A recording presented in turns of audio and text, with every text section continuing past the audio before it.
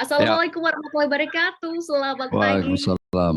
Halo Sobat PR semua, senang sekali kali ini saya Mbak Putri kembali menjumpai Sobat PR dalam program klarifikasi. Dan kali ini kita akan mengajak seseorang untuk berklarifikasi bersama terkait dengan isu krisis dan trust masyarakat. Dan pada pagi hari ini kami akan mengundang Kepala Staf Kepresidenan Republik Indonesia, Bapak Jenderal TNI Purnawirawan Dr. Haji Muldoko SIP yang sudah bergabung melalui sambungan virtual. Selamat pagi, halo Pak Muldoko, Assalamualaikum. Waalaikumsalam, selamat pagi. Salam sejahtera untuk kita sekalian. Om Swastiastu, Namo Buddhaya, salam kebajikan. Sehat Pak Muldoko? Alhamdulillah Mbak, seger. Alhamdulillah, seger ya Pak ya. Baik Pak Muldoko hari ini. Cuman stres saja itu. Cuman stres saja. Untuk keroyok begitu banyak. Dikeroyok langsung ya dari Sabang sampai Merauke. Terima kasih loh Pak, pagi-pagi udah mau dikeroyok nih sama kita. Tapi yang menariknya adalah hari ini kita akan membahas terkait dengan isu krisis dan juga trust dari masyarakat. Dan sebelum kita mulai klarifikasi kali ini, kita akan mendengarkan sambutan dari Bapak Yusuf Iwi Janarko. Beliau adalah Managing Editor dari pikiranrakyat.com. Silakan Pak Yusuf. Baik, terima kasih Mas Ayu. Bismillahirrahmanirrahim. Assalamualaikum warahmatullahi wabarakatuh. Salam. Waalaikumsalam. Swastiastu, Namo Buddhaya, salam kebajikan, salam sejahtera bagi kita semua. Yang terhormat Bapak Jenderal TNI Purnawirawan Dr. Haji Muldoko SIP selaku Kepala Staf Kepresidenan Indonesia. Selamat datang Pak. Terima kasih atas waktunya sudah berkenan hadir di acara ini, acara yang kami kasih tajuk klarifikasi. Klarifikasi. Jadi sesuai namanya, ini adalah ruang bagi banyak kalangan untuk berkumpul bersama kami para pemimpin redaksi media yang tergabung di Pikiran Rakyat Media Network atau biasa kami singkat PRMN. Yang jumlahnya saat ini mencapai 225 media tersebar dari ujung timur sampai ke barat. Ini jadi kesempatan yang baik saya pikir untuk menjelaskan berbagai hal terkait kehidupan bernegara yang meliputi banyak aspek yang jika kami perhatikan sebagian besarnya bersentuhan langsung dengan kehidupan keseharian masyarakat, terutama kelas menengah ke bawah. Tak terkecuali juga persoalan kepercayaan atau trust terhadap pemerintah. Jadi setelah ini akan ada banyak pertanyaan, Pak, termasuk juga keresahan dari para pemimpin redaksi kami yang nanti bisa langsung ditanggapi dan semoga bisa menjadi pengikat silaturahmi yang lebih kuat di antara kita semua di sini.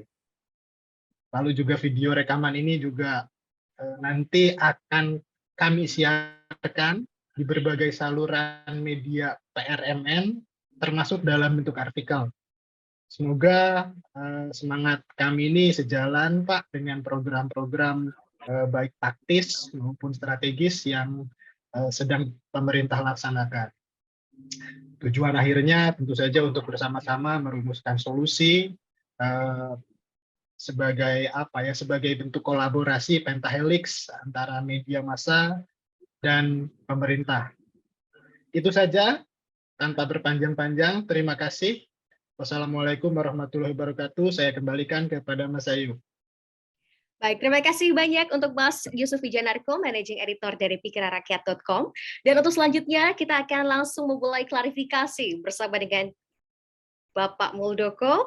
Dan yang pertama kita akan panggilkan rekan kita dari Portal Purwokerto. Ada Mbak Evianti. Selamat pagi Mbak Evianti. Ya, selamat pagi Mbak Evianti. Oke, baiklah. Mbak Evianti Purwokerto. Silahkan dengan pertanyaan yang Mbak Evianti untuk Pak Muldoko. Terima kasih Mbak. Assalamualaikum warahmatullahi wabarakatuh. Selamat siang Pak Muldoko. Selamat siang. Waalaikumsalam. Saya Evi dari Portal Purwokerto, Pak. Begini Pak, seperti kita ketahui bahwa sekarang Indonesia sedang ramai nih Pak dengan adanya demo penolakan terkait dengan kenaikan Pertamax dan Pertalite. Itu terjadi setelah pemerintah menaikkan harga BBM yang secara tiba-tiba. Juga ada kasus Brigadir J Pak terkait dengan Pak Sambo yang seperti snowball itu Pak telah menimbulkan banyak spekulasi tentang motif yang merembet kemana-mana. Juga tentang isu kenaikan harga tepung mie instan, tapi ternyata tidak terbukti. Dan yang paling anyar adalah terkait dengan ancaman mogok buruh nasional itu Pak. Dan isu-isu nasional yang lainnya. Apakah Bapak melihat dengan kondisi seperti ini adanya penurunan trust masyarakat kepada pemerintah? Apalagi menjelang Pilpres nih Pak, kemungkinan kebijakan pemerintah itu akan digoreng oleh yang ingin maju Pilpres mendatang. Bagaimanakah pemerintah membaca situasi seperti ini? Adakah langkah-langkah pemerintah saat ini untuk menaikkan kembali trust pemerintah di hadapan masyarakat? Itu saja 2 pertanyaan saya Pak. Terima kasih. Waalaikumsalam warahmatullahi wabarakatuh. Waalaikumsalam. Waalaikumsalam. Terima kasih, silakan Pak Muldoko dengan jawabannya nih Pak. Ya, isu ya nggak pernah berhenti lah, selalu berkembang. Itu biasa, mengelola negara kalau nggak ada isu juga nggak rame begitu. Jadi biasa sih. Pertanyaannya apakah itu sudah dikalkulasi, kan begitu? Sudah pasti, karena Presiden selalu berpikir untuk kepentingan yang lebih besar, kepentingan rakyat. Jadi saya juga melihatnya kurang tepat atau kurang pas ya, teman-teman saya mahasiswa dan buruh itu demo. Karena yang diperjuangkan itu orang kaya, bukan orang miskin yang diperjuangkan. Artinya apa? 80% dari subsidi BBM itu yang menikmati orang mampu ke atas. Kan ironis itu. Gitu. Jadi menurut saya mari kita jernih di dalam melihat bahwa pemerintah selalu memberikan klarifikasi, memberikan berbagai penjelasan bahwa kita sekarang ini sedang memperbaiki untuk address subsidi yang tepat. Jadi kalau kemarin saya berbicara dengan Ibu Dirut Pertamina, bagaimana teman-teman mahasiswa sebagian itu ikut terlibat di dalam bagaimana address untuk subsidi BBM betul-betul tepat sasaran dan mereka ikut mengawal, itu baru bagus. Bukan turun ke jalan tetapi tidak ngerti arahnya ini. Arah pemerintah sangat jelas bahwa kita ingin memperbaiki bahwa subsidi itu betul-betul tepat sasaran. Pertanyaannya, apakah sekarang belum tepat? Ada perubahan-perubahan data yang karena COVID-19 kemarin, berikutnya karena DTKS yang BPS itu sudah cukup lama, ini sedang dalam perbaikan. Itu perbaikan data. Yang kedua, sedang dibangun sebuah sistem My Pertamina agar apa? Agar orang-orang dalam kapasitas tertentu, walaupun ini aturannya perpresnya bentar lagi turun ya, kendaraan yang berapa cc yang harusnya tidak mendapatkan subsidi, yang kendaraan yang cc-nya sekian nggak boleh dapat subsidi. Ini sedang kita atur. Gitu. Jadi semestinya yang perlu dipahami bersama kita ini, kalau teman-teman memperjuangkan bagaimana ikut membantu pemerintah di dalam agar tepat sasaran tadi. Jangan turun karena kenaikan BBM. Karena turun karena BBM itu sebuah sebuah upaya pemerintah untuk membuat keseimbangan baru sebenarnya, ya. Beginilah. Ada hal-hal yang tidak bisa dihindari.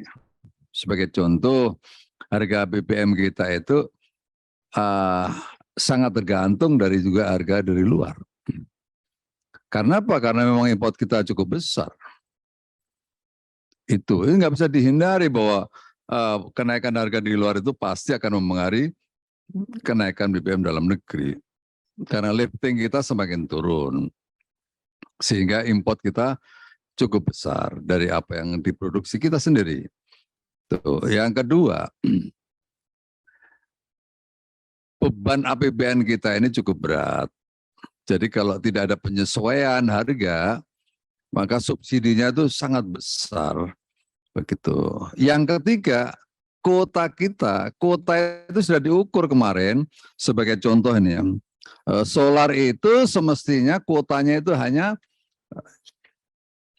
15 juta. Tapi sekarang meningkat menjadi 17 juta. Berikutnya Pertalite dari 23 juta menjadi 29 juta. Dan ini Desember udah habis. Sehingga kalau tidak ada penyesuaian harga, ya sudah memang nanti akan menyulitkan. Itu. Jadi ini beberapa alasan kenapa sih ada kenaikan harga BBM itu. Tapi yang jelas pemerintah sangat-sangat menginginkan ya bahwa subsidi itu betul-betul tepat sasaran. Itu. Terus yang kedua, ada skema baru yang dikembangkan yang saya pikir teman-teman juga sudah tahu. Bagaimana subsidi ke depannya nanti dari subsidi barang menjadi subsidi orang. Ya, ini juga larinya harus data lagi. Sebagai contoh LPG ya, itu yang 3 kiloan, itu subsidinya subsidi barang. Sehingga semua bisa menikmati itu. Makanya ya bisa lari ke orang kaya, bisa lari ke menengah dan sudah yang pada akhirnya masyarakat yang harusnya yang menerima itu malah bercampur aduk dengan yang punya, yang orang masyarakat punya gitu. Nah, tapi nanti kalau sudah betul-betul datanya tepat, udah diberlakukan, maka harapannya semua subsidi itu tepat sasaran. Jadi itu pandangan saya, perlunya teman-teman yang demo itu memahami bahwa yang Anda perjuangan sekarang di jalan itu memperjuangkan kepentingan orang kaya, memperjuangkan kepentingan orang mampu. Karena sesuai dengan data BPS, 80% dari subsidi itu dinikmati oleh orang mampu. Ini poin ini, tolong teman-teman ikut memahami semuanya. Itu dari sisi BBM ya.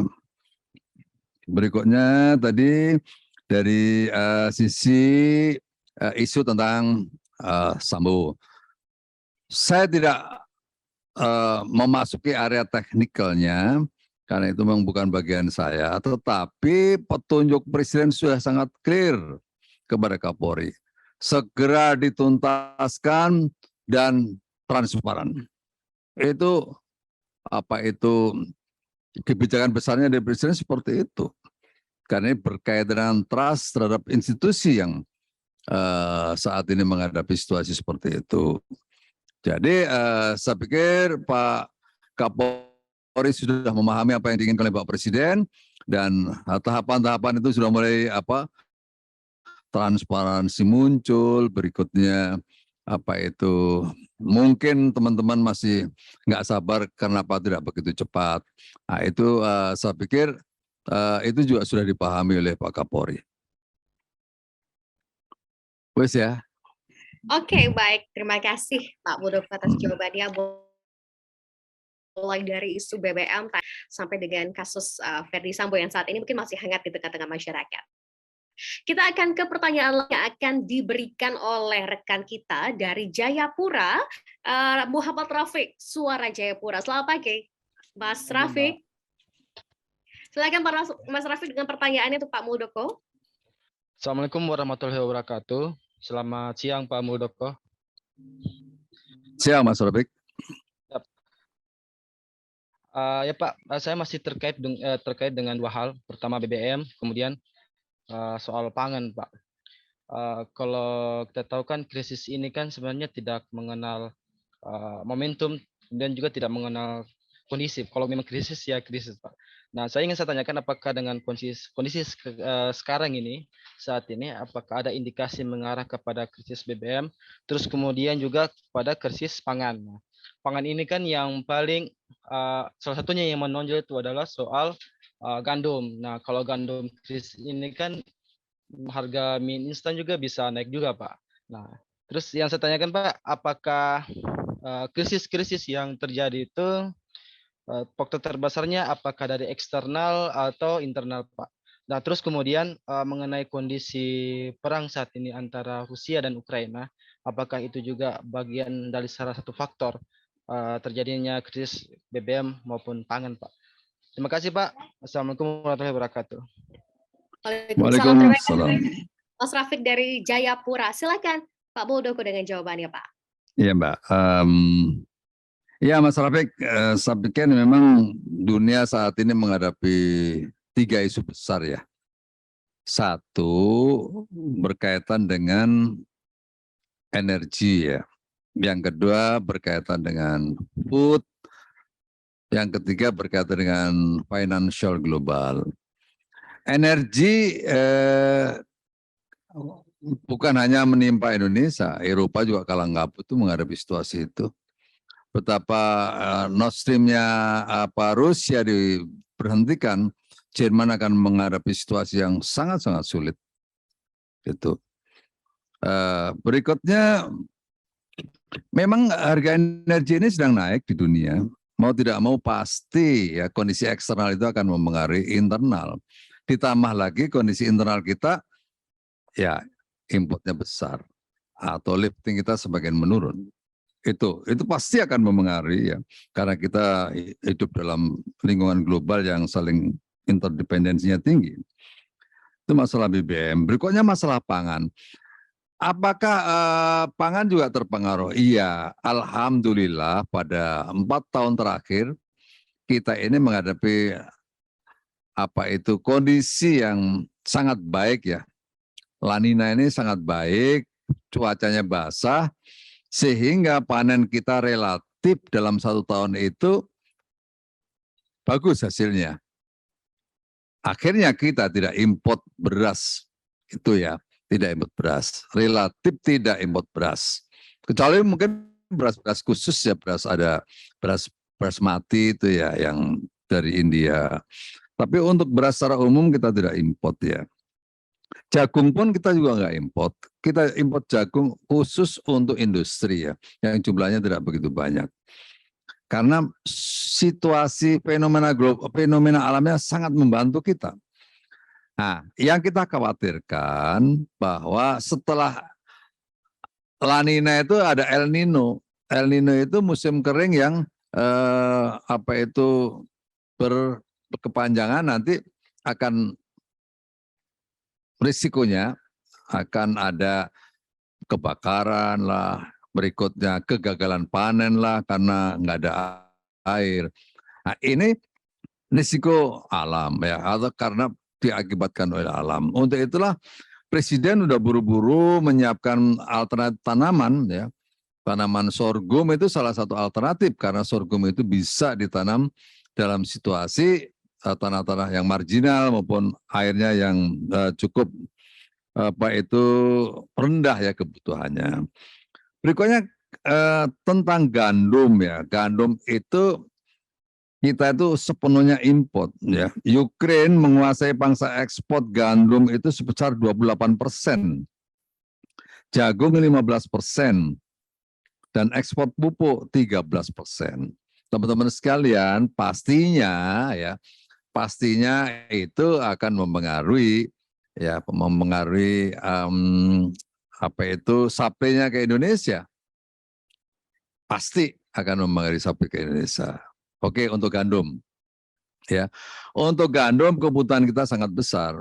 Jadi kalau antara Ukraine dengan Rusia terjadi situasi instability, pasti akan mempengaruhi input ke Indonesia. Itu pasti. Berikutnya untuk pupuk ya. Pupuk kita itu dari bahan bakunya dari gas. Gas naik pasti akan mempengaruhi urea naik. Berikutnya kita juga import pupuk dari Belarus awalnya, KCL kita. Tetapi ada persoalan dengan Amerika sehingga Belarus tidak boleh melakukan transaksi dalam US dollar. Akhirnya dia nggak bisa jualan pupuk dan sekarang kita membeli pupuk dari negara lain, di antaranya dari Kanada. Harganya lebih dari 2 kali lipat. Sehingga akan mempengaruhi petani lagi ini, ya, akan mempengaruhi kehidupan petani karena harga pupuk akan mahal. Sekarang ini pemerintah baru bisa memberikan subsidi 9 juta, ya, padahal kebutuhan masyarakat itu 24 juta. Nah, ini yang ada keluhan-keluhan dari petani kita.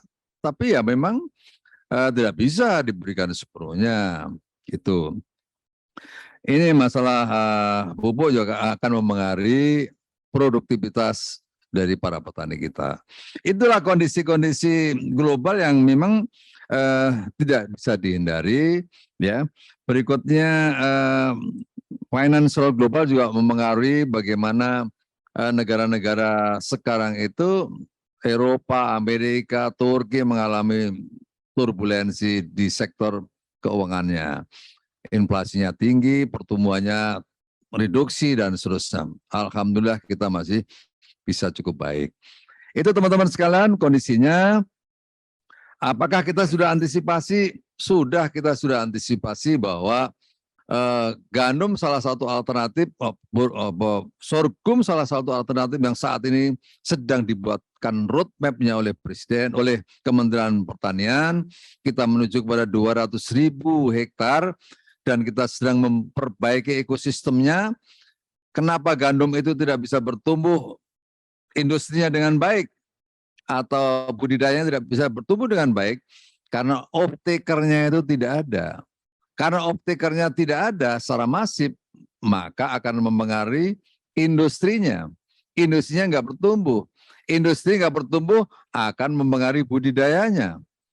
Budidayanya nggak bisa berjalan dengan masif, akan mempengaruhi risetnya. Sehingga benih-benih gandum itu kita tidak bisa seperti padi. Padi itu sudah ekosistemnya berjalan semuanya.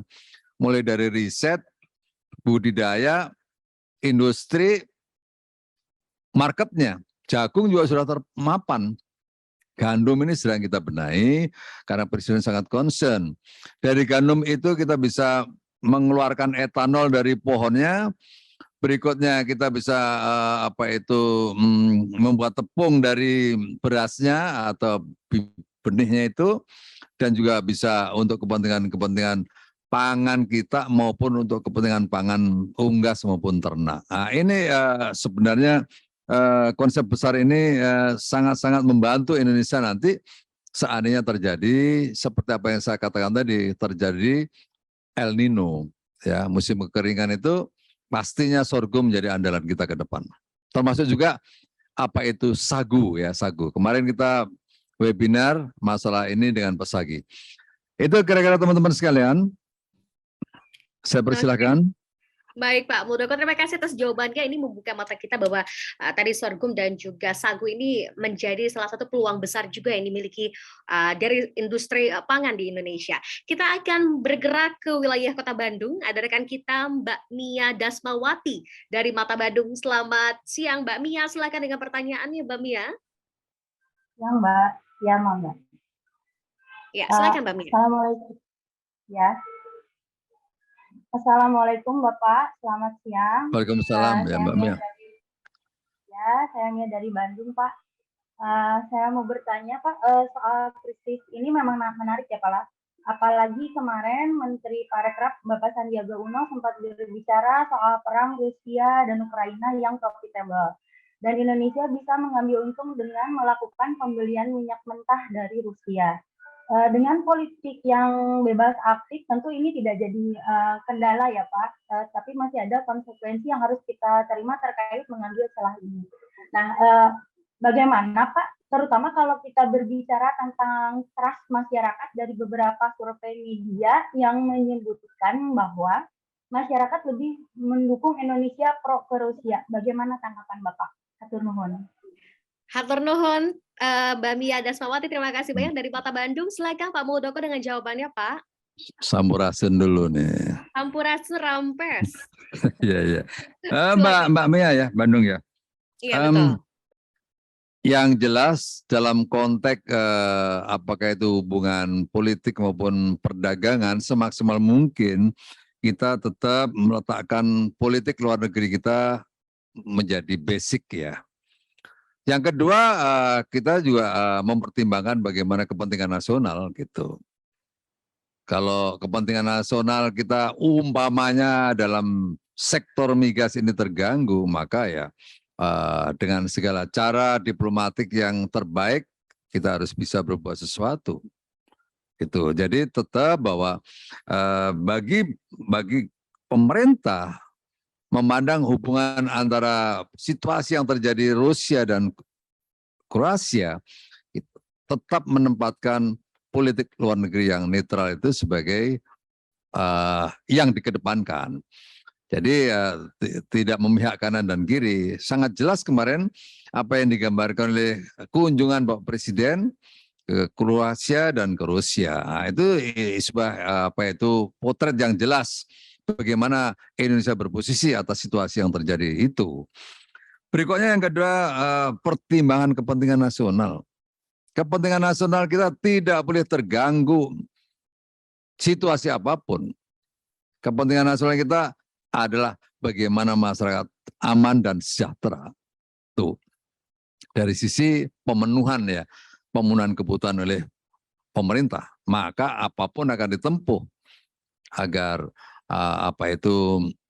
ketahanan energi itu harus tetap ada, ketahanan pangan harus tetap ada, apapun situasinya itu akan diperjuangkan oleh pemerintah. Terima kasih. Baik, luar biasa. Akan terus diperjuangkan apalagi untuk kepentingan masyarakat luas begitu ya. Dari Bandung, Pak Muldoko, kita akan ke daerah istimewa Yogyakarta. Ada rekan kita, Mas Iman Fahrudin dari Berita DIY. Silakan Mas Iman. Siap. Dengan pertanyaannya. Terima kasih. Selamat siang, Jenderal. Perkenalkan, saya Iman dari Jogja.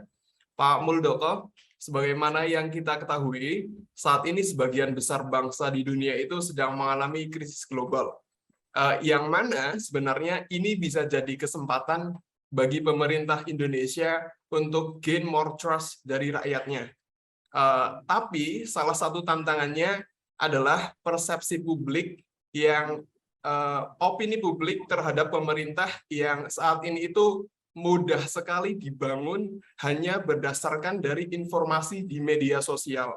Sebagai contoh, misal pemerintah baru saja membuat keputusan A, kemudian banyak influencer yang berkomentar terhadap keputusan itu.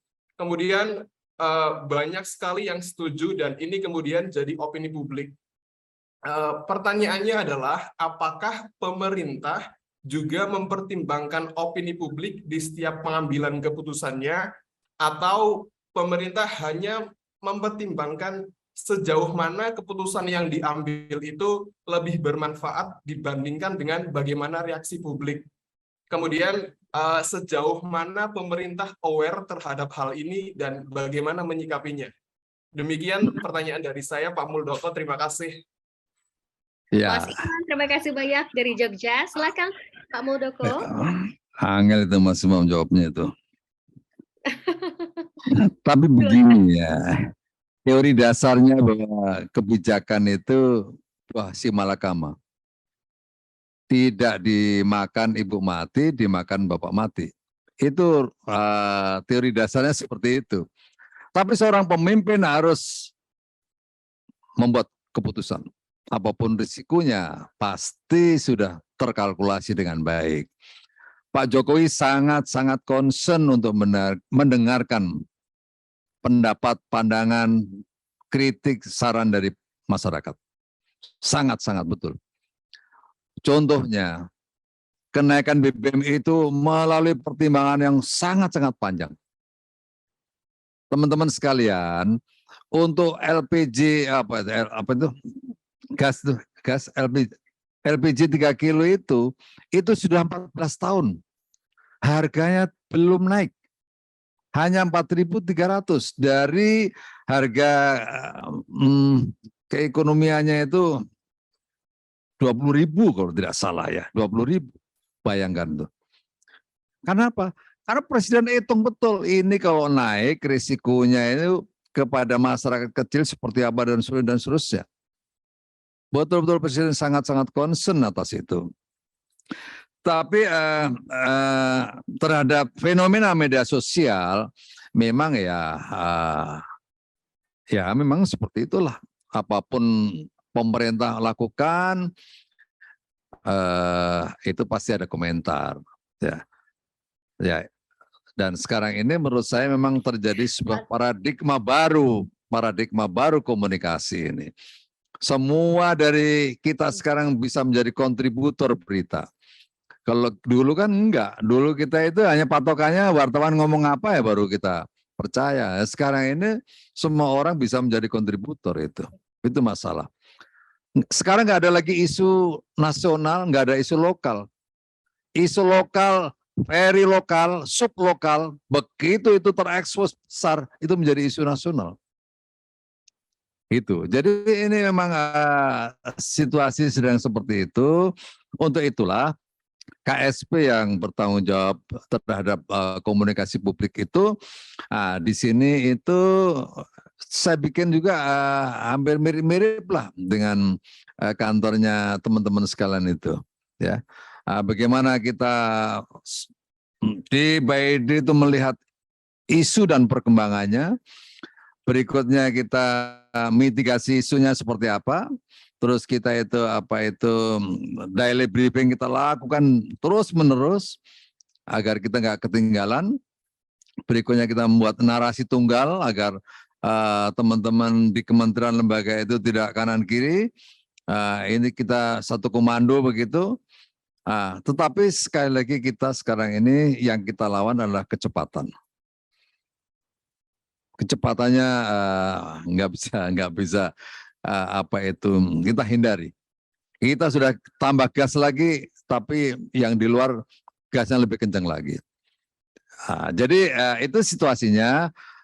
Maka saya selalu mengatakan bahwa mengelola negara itu tidak mudah, ya.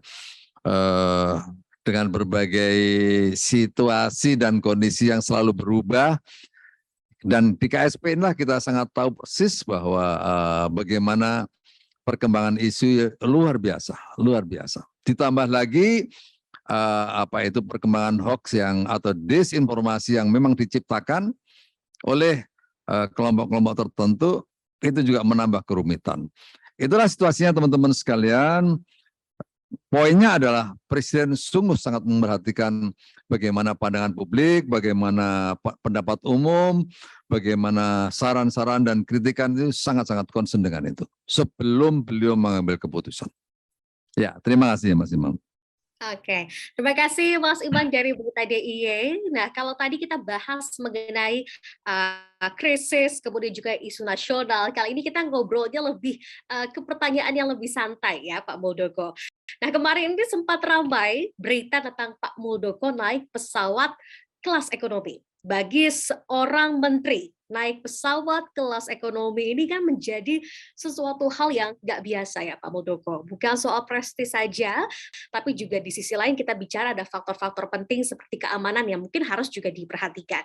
Di sisi lain, citra sederhana pejabat negara atau public figure di mata masyarakat itu kan magisnya tuh luar biasa begitu ya Pak ya. Dan kita lihat di sini contohnya di mana simpati begitu deras mengalir ke tokoh-tokoh masyarakat yang dirasa membumi. Nah, kira-kira dengan citra sederhana yang ditampilkan, ditambah dengan sudah mulai ramai juga ini Pak dukungan bagi Pak Muldoko maju RI 1, kalau kita cocok logi atau kita sambung-sambungkan begitu Pak Muldoko, apakah benar ada niatan dari Pak Muldoko untuk ke arah sana atau mungkin RI 2? Ada tidak Pak rencana itu? Terus apa hubungannya naik pesawat sama capres?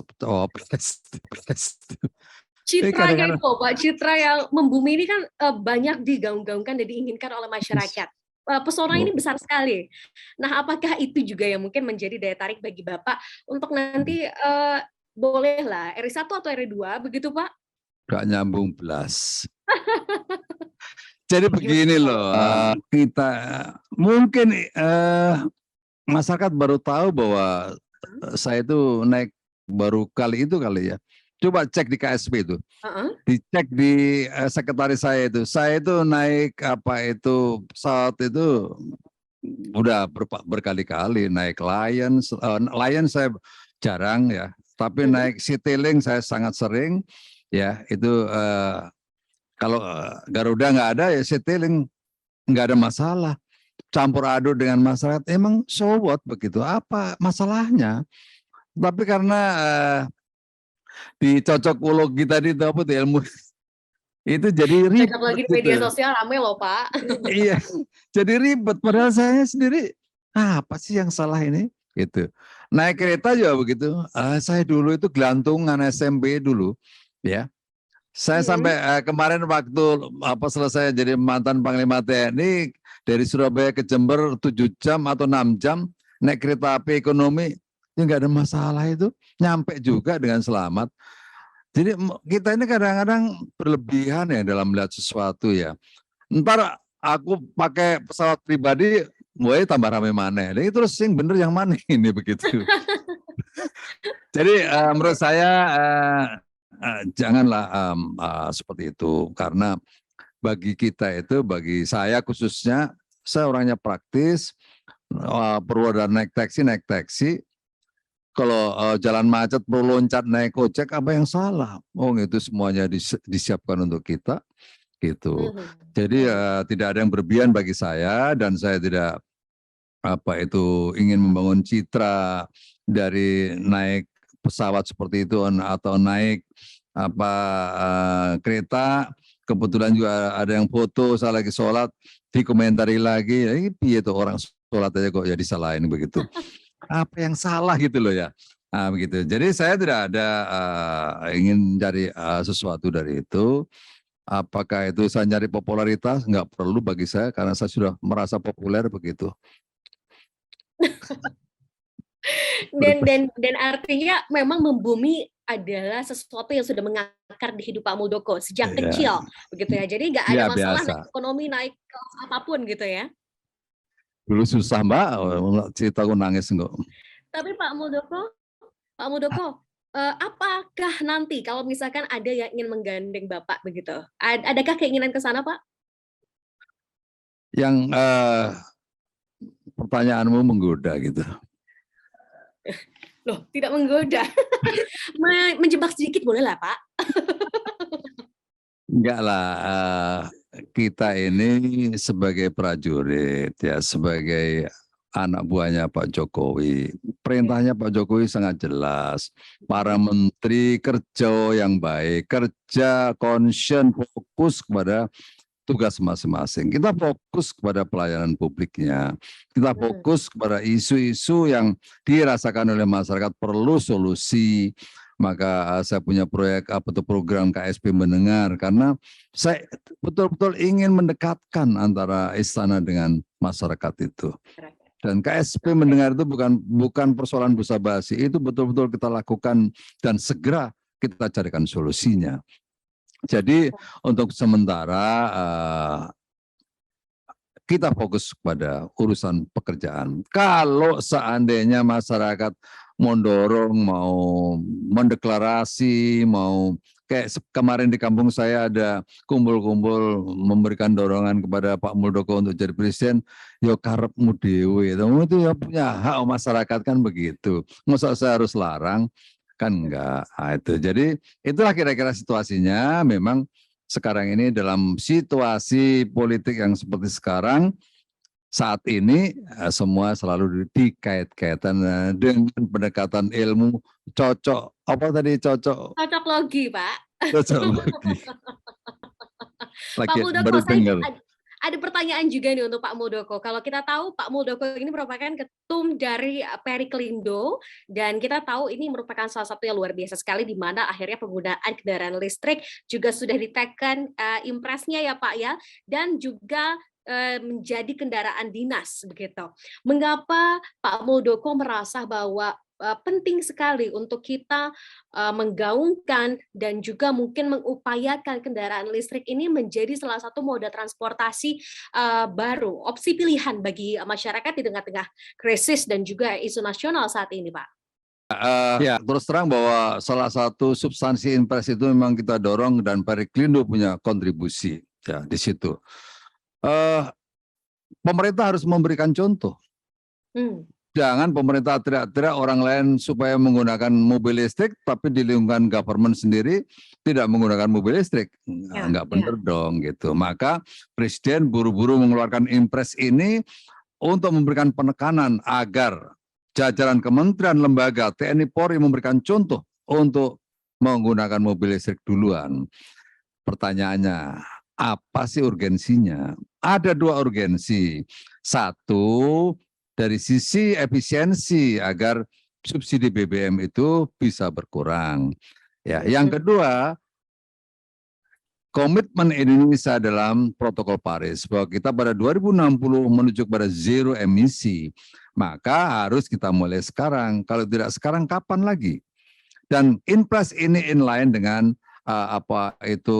tema besar dalam G20. Bagaimana transformasi energi itu nanti menjadi subtema dalam pertemuan itu. Jadi ini sudah dipikirkan masa-masa oleh Pak Presiden. Semuanya dalam rangka menuju Indonesia yang semakin bersih, semakin efisien, dan kita semakin mandiri dari sisi itu. Itu Mbak kira-kira. Terakhir penutup perbincangan kita Pak Muldoko, boleh disampaikan terkait dengan perkembangan terupdate mungkin yang dimiliki mengenai kasus Bjorka, Pak? Oh itu, ya. Kita, saya pikir Pak Menko Polhukam sudah memberikan penegasan tentang itu. Ya. Kita negara yang berdaulat, tidak boleh diganggu oleh siapapun. Kita harus tegas itu, kalau tangkap hukum seberat-beratnya. Nggak ada kata maaf menurut saya. Itu. Karena apa? Karena ini sudah mengganggu tata kelola negara. Ya. Berikutnya mengganggu privasi seseorang. Ini sungguh tidak boleh dalam kehidupan bernegara. Karena negara menjamin memberikan perlindungan kepada masyarakat. Menjamin kedaulatan bernegara. Itu tugas negara. Untuk itu harus tegas. Nggak ada lagi. Kalau saya nggak ada maaf-maafan. Digas habis gitu. Itu kira-kira pandangan saya. Digas habis. Pak Muldoko, apa pesannya dan harapannya bagi bangsa negara Indonesia khususnya melewati berbagai krisis dan juga isu nasional global yang terjadi saat ini? Silakan Pak Muldoko. Yang pertama bahwa isu ini bukan untuk menakut-nakuti, bahwa isu ini beneran terjadi, bahwa situasi dunia sedang tidak baik-baik dan itu bisa membawa imbas ke Indonesia. Seperti tadi yang sudah kita bicarakan. Tetapi kita sebagai bangsa yang besar yang dianugerahi oleh Tuhan dengan cuaca yang sangat baik, maka kita mestinya tidak perlu takut dalam menghadapi krisis pangan. Karena masih banyak alternatif-alternatif lain yang bisa menjadi sumber energi, sumber karbohidrat dan seterusnya. Laut kita luar biasa, ya. Lahan kita luasnya seperti ini. Jadi kita jangan pesimis dalam menghadapi isu food security. Dalam sisi energy security, kita juga mesti berhemat. Kalau bisa dihemat untuk tidak boros-boros menggunakan BBM, kenapa tidak? Kalau kita sudah mulai bisa membeli mobil listrik atau motor listrik, kenapa tidak? Kan begitu. Karena itu akan membuat dampak yang sangat baik bagi Indonesia ke depan. Berikutnya dari sisi krisis finansial global, kita saat ini menghadapi kondisi yang baik ya Indonesia, tetapi pemerintah juga sudah siap-siap. Jangan sampai terjadi inflasi lagi ke depan yang semakin dalam. Ini juga sedang kita bekerja keras. Untuk itu masyarakat juga perlu cukup berhemat, ya, cukup perlu berhemat dalam menghadapi situasi ini agar gejolak apapun kita bisa survive. Itu kira-kira teman-teman sekalian, dan saya juga meminta teman-teman untuk selalu optimis. Situasi apapun bisa kita lewati dengan baik. Terima kasih. Mohon maaf kalau ada kekurangan. Assalamualaikum warahmatullahi wabarakatuh. Waalaikumsalam. Situasi apapun pasti kita bisa lalui. Terima kasih banyak kepada Kepala Staf Kepresiden Republik Indonesia, Jenderal TNI Purnawirawan Dr. Haji Muldoko. Pak Muldoko, terima kasih banyak sudah menyempatkan waktu untuk klarifikasi banyak hal pada siang hari ini. Terima kasih atas waktunya. Kami ucapkan juga terima kasih banyak atas kesempatan dari teman-teman dari seluruh Indonesia, Sabang sampai Merauke yang sudah join dalam klarifikasi pada hari ini. Sampai jumpa lagi dalam program klarifikasi selanjutnya. Selamat siang, selamat melanjutkan aktivitas. Wassalamualaikum warahmatullahi wabarakatuh.